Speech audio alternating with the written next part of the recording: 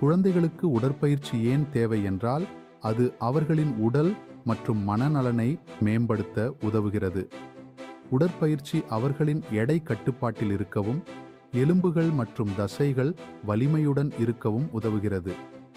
இது அவர்களின் உடல் செயல்பாடுகளை மேம்படுத்தி தினசரி செயல்களில் ஆர்வத்துடன் ஈடுபட உதவுகிறது. உடற்பயிற்சி மூலம் குழந்தைகள் ஆரோக்கியமாகவும் உற்சாகமாகவும் இருக்க முடியும்.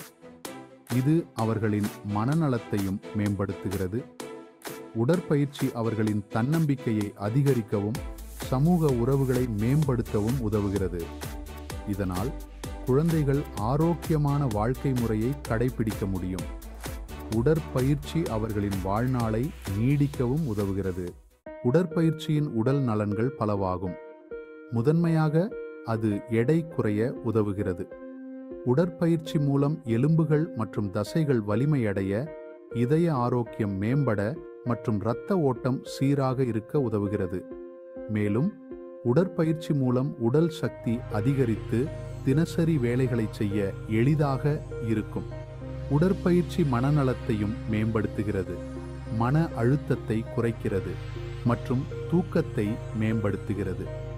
உடற்பயிற்சி மூலம் உடல் மற்றும் மனம் இரண்டும் ஆரோக்கியமாக இருக்கும். உடற்பயிற்சி மனநலனுக்கு மிகவும் முக்கியம். அது மன அழுத்தத்தை குறைத்து மனதை தெளிவாக வைத்திருக்க உதவுகிறது. உடற்பயிற்சி மூலம் மனதில் உற்சாகம் ஏற்பட்டு மனநிலை சீராக இருக்கும். உடற்பயிற்சி குழந்தைகளுக்கு மிகவும் அவசியம், ஏனெனில் அது அவர்களின் உடல் ஆரோக்கியத்தையும் மேம்படுத்துகிறது. உடற்பயிற்சி மூலம் குழந்தைகள் ஆரோக்கியமான வாழ்க்கை முறையை கடைபிடிக்க கற்றுக்கொள்கிறார்கள். உடற்பயிற்சி செய்வது நம் உடல் நலத்திற்கு மட்டுமல்ல, சமூக நலன்களுக்கும் மிகவும் முக்கியம். உடற்பயிற்சி மூலம் நம் சமூகத்தில் ஆரோக்கியமான மற்றும் உற்சாகமான சூழலை உருவாக்கலாம். உடற்பயிற்சி செய்வதற்கான சில வழிமுறைகளை பற்றி பேசலாம்.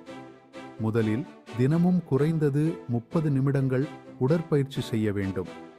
அதற்கு பிறகு நம் உடலின் சக்தி மற்றும் சகிப்புத்தன்மையை மேம்படுத்தும் பயிற்சிகளை செய்யலாம்.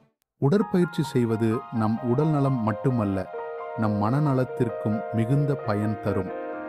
எனவே தினமும் உடற்பயிற்சி செய்யுங்கள். ஆரோக்கியமான வாழ்க்கையை வாழுங்கள். Baby World, healthy happy babies.